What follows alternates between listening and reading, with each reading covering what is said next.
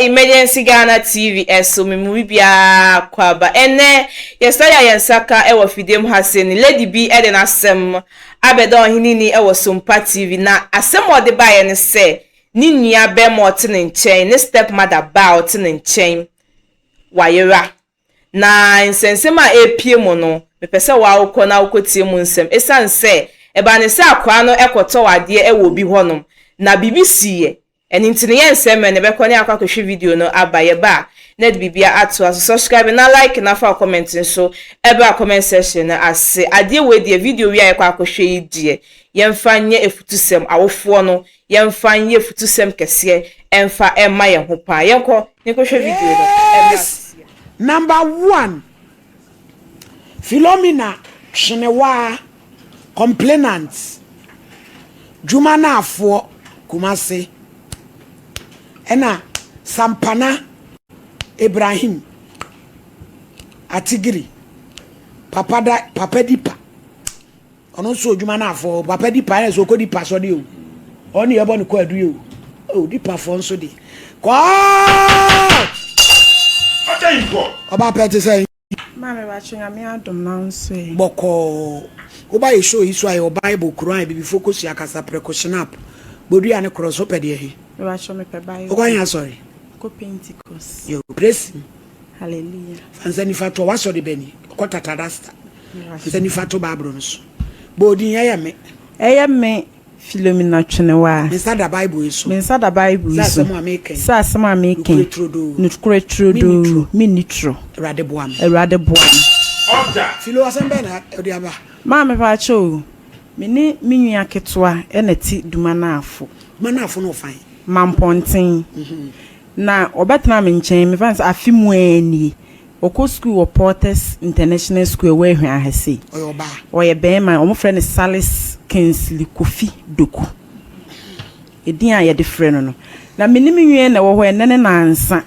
e na anwumre be ye 8:30 to 9 ho na me ka kire ne say me wo baketwa na obo wa bintin ko wadru eman enti menene na kasa na o ka kire mi kunu nso say da samesa uka asenka meto kalipo ama papa mu enti ende fama me na me nto mla prekun e na me kunsu ka ase you no this kind man na me ka ase Kofi okwe ya brasisi no se wo frɛ me madam e no se madam mate me da ho kra na oye unu aketo oye mi nua aketo last born ana me ban say last but one okay enti me da ho no ma na mi step sister nso ba wo me hom Irama ba say ma filo papa dipa rejoice about say papa dipa say Kofi awie ni sika ntibla na me say how we wie ni sika sesen na ade so mo store no kura no mo de boka proof ato anu nti kwan be so no fire okoe na me kunu ka say ma me nko na me nko hwe ade kura na me say ndie wo na akura no nko o two steps so okwa na papa no friend phone so no say wakura na be wie ye sika wo store ha nti wo no say me wo fie no say bla no say me be no bisa say akura no we no so wo me nchen wa no say ndie me ba ma free e fie okwa papa no store mu ho no kwan bi e wa o me fa so kan fie be ye fo a fie na to so fo na ye papa no ho no me kun so okodure no say da na akura na wo he o say me de me toto ni botomu a me yi mi sika wie mi hu no say enne wa ha me so ka kire me say o wa me mna no wa ha na ka kire me say face de say so nsan ne hu ne de ende so say e bi okofie na me san ba fie o be no say Philo me kwa papa di passe Salis abafie no we na me so o ma fie no so se wa abafie na me se da bi o ma fie no se ende sorry ma anaju sa be na abobe 9:30 and then 3 days then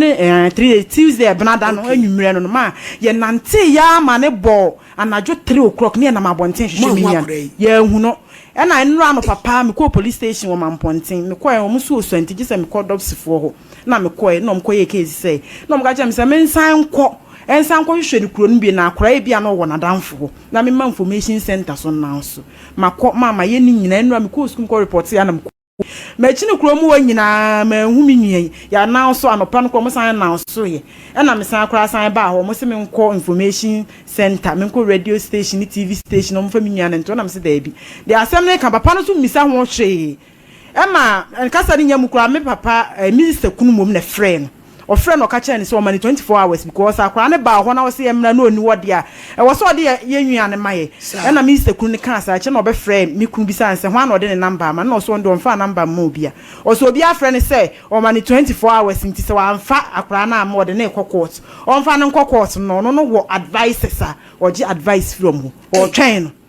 Ma papa ni message in famia musumi nwa keto na Mr. brother kra me ma Mr. mother na band dia say na make ma me frem bia so osuma ma chini say me hu akra me dia metietia na metenti mu nyina ne say me hia me nua me pa che wo sister yen yadwuma ye no kra ne di yadwuma yo ma wunua no kra ne nsa ha no ma me twantro me de ntina me de me nsa beto ba mi ntwantro nka nsa kura na wose mi bodua gu nsa nka megu mi ntwantro mi nwa na wo me papa ho no me ma me ho no no owia me ma me enu kwa kan wutitiri ne ka say ye fe na fiwa chenye environment ahwe ba bi okota de ne papa no ton provisions papa no provision okoto kalipo e ho okoto kalipo e ho no okoto kalipo no nti osis ka say na kra ne fa papa no mi kun so okoy o say akra ni afọ ne 1.3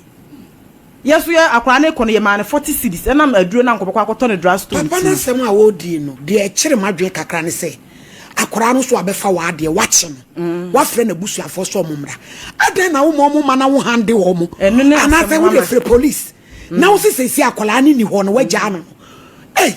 obi betu aka say wakunu kura na adona sie sa akora na ma medwene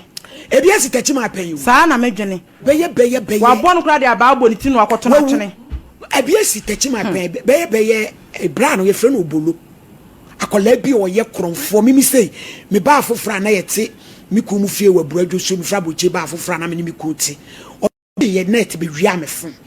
boy no wo ye kronfo akola oni nam tachi ma obi enu so ye kronfo e na okọ wia de no mo chi akoda yi bo na de ni sha kulem enu mu ko sie no ene ba ko ka ho no se no mo ye mamu wa ni mienu se wo no wo ye emre ene wo te to bra no obuko je bebe 207 o ye jeli wo mo kromo mai eju wachi obi ba wo so wa fa wa de ye dase de papa no eja bi di post wan ti na dwuma mu wa wo keka ne se no kra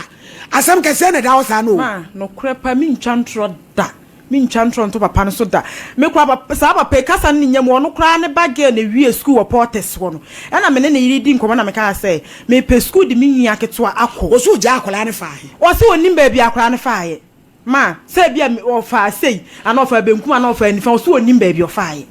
na akola no wo pie bokopen on pie me oba me ha no wanye no pie da e na me so se obe pie abonten a na chese okoto ade da oba ho no so ovu a wa ade da me oba ho no me kunu sika ene wa wie bi da me me si me ntwantro wa wie me kunu sika enu so akola nso kronfo no so ne sai ha ne sa na afilo akwaje abeto ho so wo bla na ma me ti ase adai ma gina kwaje ye nyina ne se na owo me ma me ye ye boa se nkakro no no kra no obi ti e bi aha de oba obeja obeja se ha no ko onim obi a wa me nko an onim mi nti oba ha no ko za akola o ti sa nso de bi kra oja ano no ene wo osuro ene wate asim no wone na nenam abonte o ko za akola o tumi bokro no no wone nam bati ni nyina mu no kai sa papa no de ne hu jim ebe kura boase ebe wa kura na wo de wo se magim wo wa fresa kura na be wia wa de wa che no na na busu afo ba se de me hu ba bi o fa ye de o tumi nkasa de ne ta hu ba bi o fa because obi be wu afikira wo di mpam o na jadi pa no ma frɛ no ai bi je mu wan ya mo ne number Kevin ni bi je wan ya ade asam kura ni wo frɛ na wo wai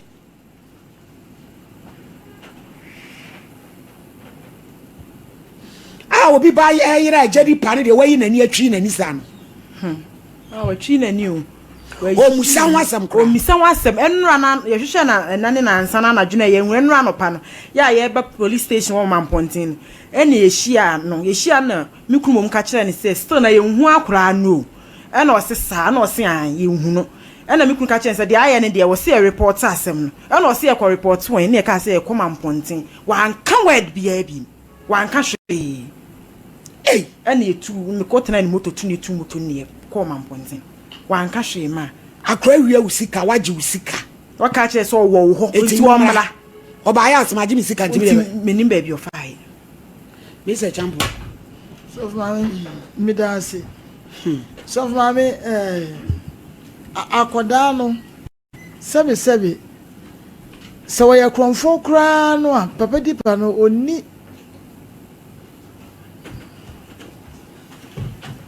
ambassador. Hello. Yeah. Ejo Ibrahim Mahe. Yeah, Ibrahim. My name is not Ibrahim. How did you say? But you need me, Ibrahim. Sampana. Who did Yes. Sampana? Abraham. Yo, Ejo Abraham Sampana Mahe. Yeah. Now what to say? Now me adumo. Me pacho sister Philomena.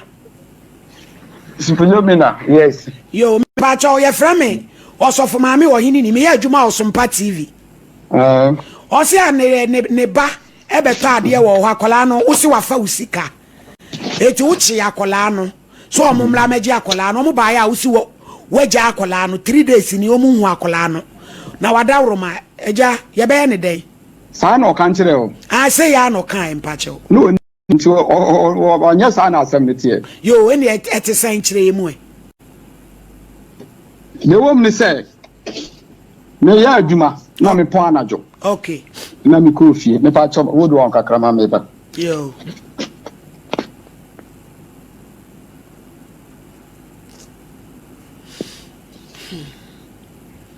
Wo babonia.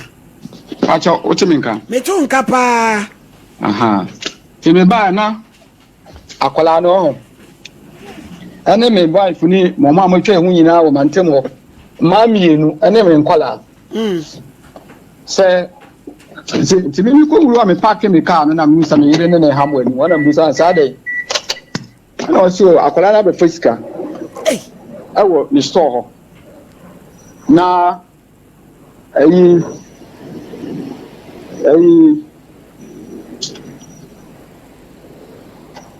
otu store mu no wuro dem ti akwala ni bie gate pa no ni a local store no so no ko fa akiro ko yi ska no enti omobo ni search a mu hunu eme ba na oya na so ska no e wo no ho go no hu se konko ni mo yi ni sika no tu mu na 800 Ghana cedis okwa na 700 Ghana cedis na wo mu wa yibi no we yi 100 cedis no sa ko yi konko ba ku nso e wo mu Meska no so ye 30 no de ka ho. Ti ye born search ani ewu, ta we yiska na ko hye ne back back no. Nti me ye na me yiska ne free ne botom. Ti na mind ba ku twem ho, na no kura say na akura na we akura born sa. Wa ko show bi store, akofa ne sika. Ti me ye na me so, ne papa e fa ne say ne se wa no. Eye obi a maybe it should be by a man ko yen sem bebre nti ma me mfre papa na me nka de wo mu nkire na ti papa ne ba na fre se me fa fu na papa m no ye so oh da pa che ma me mfre ne papa ma me mfre papa ana ma ne kura se ma me mfre ne se sei o be fu bia de o se ma ne mfre ana me mfre papa na oji film se kum no dwane ye ai papa ne ba ya o so wa na me se me ne jira se oji ebuoko mini me do offer na papa no kura jina se ono kura mo wiya ne sika wiya se sa ne moto nyina kura na odi sika ne gum nti on timi fa ne sika kura nto enti no okofi aba na mbusa se na odi smart no o se ono odi yi sika sanu ba woni sika na okobusa na ye aba na mo koy ti mo ana jo no ofre me se akura na wa mo se me se me kura me sa na oji film sa me ka to oba o ofio ti wa ma no o se da bi ti no na o sha mo kwa me no se o mo ko police station na mo koy ti mi ni de kwesi e ko pem se ana pro bi fra me se o de asam na ko he bla bla bla bla ana obi so fra me so na o ne producer e ka kra ne producer be kasa anu ti na ma ngu sa so de afre nti na che sa kola no wo ye se mo fra ne papa no oje ne hu dwane ye oko yeah good afternoon yo hello Eja Abraham yes mesra wa yesi obi bewu wa fichira udi mpamuda se di aba no mesi ye mpanifo so obi bewu wa wodan ya chia udi empamu fine akola mi busa ne maame ne se oye kromfo ana maame ne so kan no kre se no kra koda no wiawia wo mo yes enti no boa na mo hwe akoda no na so dwemra why me kura me hwe no me busa ne na because almost say won ka ho hwe saade e no ya omo boa me hwehwe ne pa me ba cho wo ka se boa no wo ka ubisa hwan na wabisa na se afiri enye ye ne ye twam wo honom ayi baba dipa me ba cho tie mi enye ne ye twam wo honom asa ebe wo ya ka cho se ko police station wabisa na se wo misa na se ya wo ka sa me yes Abraham Philo nya madam hello Mr. Abraham ono na ka say ana hi Philo na ka say oh that be ma school mu nyina me fresa na me so kwa no ko school ma fresa school mu nyina busa na afofo ama kromo anna kwa ma fo so mu so na nam kromo ma okasa oboa me di ni picture nam onno me ko school ma nam san ba afio ye di picture nam ye bisa ko me teacher aman kura ye ko ka kire no ko bisa teacher bongo ana so ade nyina wo information center papa dipa we nya Philo asem me ye bisa ade no kra ye bisa ade ye nhu no ye bisa Philomena ma o to kasa unti yes papa dipa da me pa na na de o di saadi o person didi papa nya sa wona me di saadi we di o bi wan asem na me nya no asem me step mother ba me so ye gina me so aye agi akora no me step mother ba ma me be fie me bia no osu ye se na kro the whole day oni di ye me di na ba be da so ana me na me kwaje ne ba ye nti wa yela me kura me ni papa pa ko ba na me ku nu so e hey oba ye aku na ka be dam like papa dipa tie be na ku Philo ye ko me ni papa pa ma ja fara ma akwa ya kwa be fa so aso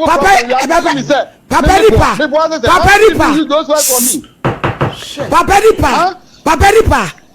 mame usinka omo bae na uku akola ne so ankombe na Ghana ha no wobetimi de mrasha wonsem so obi abefa mfika me trim fa me sanction mramu enkum obi ntire ma ankunu no zawad ne de anka bida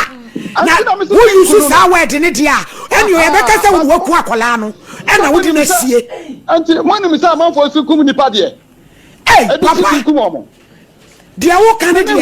eja dipa nkunu but me kira o say if that is obi na be yes sad na will be happy because me penny here until me job but I say where there solve problem amicably so you are telling me say why should I be say me busa how do you know say me busa and I just me friend say want me ria akala no eja dipa me pa chao muma akoma ne mra fom na ohuri ma me ne ya good pa o pa so otu akoma ma me ne ya good pa and am so kwa no ko school mo enu de enya hwe eja dipa Ejaripa me pesa me nipa boni o and if you want to do me boni you want to do eja why do you do this eja nti say ye ne dai ye nyina egusu ohwa no me busa kromo nyina me frafra na fofo nyina busa me sira wa muncheda munko police station na sister munkoye case ankasa makoye yakoye case o mu invite yakoye munkoye o mu invite eja Peter eja case o mu invite no obetro ni statement because ono na wochi akoda no eti na nka so mu invite no obi so o mahuna na enti madam wo adwuma mo a kire beji nkomo wai mate wo de be sa ba wo eja dipa de wo keka ne de enye ne kwan no sanka me bechi no na me ku na Ghana obetimi akum obi ba so abefa ofika 1.3 etu be ku no eyese case na amkwa ese mu yetia papa no minum de we am eyesa mu sheda ko ye case tia papa ne se maboba yira papa bi na frɛ mo sakoda no wafa na ade wache no mukɔ he nso akola ne noti mu hwehwɛ mo ba firi papa ne ho ne achi papa no na de we am mukɔ ya mukɔ ye se de akola na yira ɛna mo hwehwɛ no kɔ me police ni no tro we said me kan ni nyina kyerɛ no me kan me kyerɛ mu kyerɛ ne sɛ me nua na akɔ no ho akɔ wia so on na so wia de ko ye case yo se wo ba yira wo bra unua keto ayira wo suma unua so nkoto ade mrew wo ho na papa bi fro se unua na be fa na ade nti wache na e wo ne store mu ntibra wo kodu wa se akola no wo hu ba bi akora na fa 3 days ni mu hu no nti mo pese mu invite papa no no be kire ba bi akoda ne wo period me ba che orisha akola no na man ko case for se wo ye enkoche papa no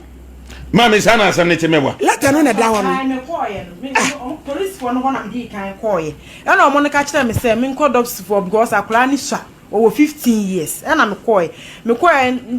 sister na mkoto no bisa me say e di entina be na mka kire ne say me nwa keto na me suma na anajo 8:30 to 9 so onkoto ade mra na store no okom na papa ne frɛ me kunu di kan suma ne bag ne akra ne bai oba akra na me kra mafumada na ira ma be no sma afilo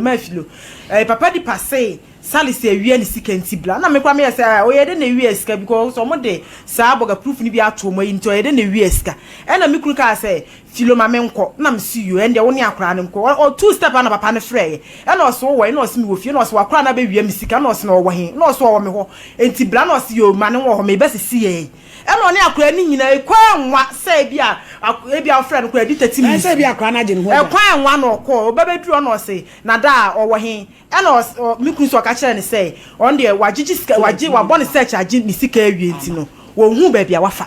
ana o so ka kire say wo hu ba bia wafa de ende se wa ha me because so ka kire so wo ho a me magine ende se akora no ma ni mafi o se be okofie ti me kunu be na me so o mafi ni akohwe nti me kan ni nyina sa a kire woman nti meje we say no kura meje ye no me ka kire me kunu say de o ma tro wo so because me so me kire de o ma tro wo so no enye sa na me kan ye ti me fra me senior sister me di na chi Mercy ena Mercy ni ka say so mo se fa ko o mo ndo mo tro ye no mo se me fa ko de o mo to akoye ye ne ye sa wo ko hwe akola no enti ye fi na me ka say ende sa de ye de ba hanom na chese enti my lady